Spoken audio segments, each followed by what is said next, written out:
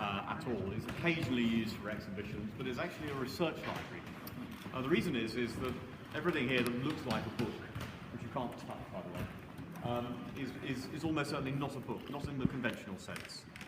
These would have all been papers that were stitched together, usually over about a 30-year period in all, and made to look like books.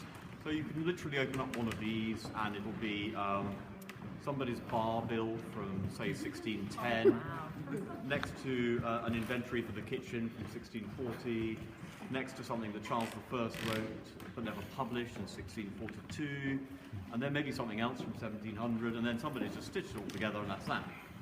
We found the Lost Tale of the Arabian Nights because one of the bookends was coming apart, and that had some scribble inside.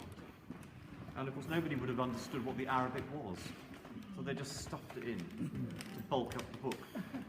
And when we brought it out, we realised we had Arabic, which would have come probably from one of the sequestrated monasteries or convents that Wolsey suppressed in the 1520s. Just brought into the collection here. So it's come all the way from Arabia. It's now in Paris at the moment where it's being worked on. I have put on the table over there the item I said I would get out for you, which is the Hebrew, one of the Hebrew texts that was worked on by the first translators of the English Bible. Now, there were 3 sites for translation when King James I commissioned the Bible in English.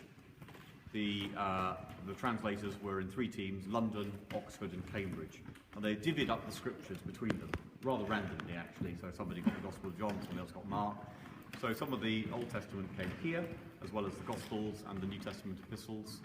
So these are worked on by teams of translators, and you can see very clearly if you look at that Hebrew manuscript. Please don't touch it.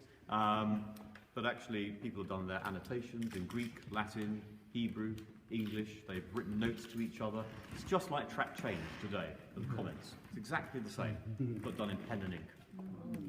And we think this was probably then ferried between London and Cambridge and then back here. But of course, in 1611, just shut.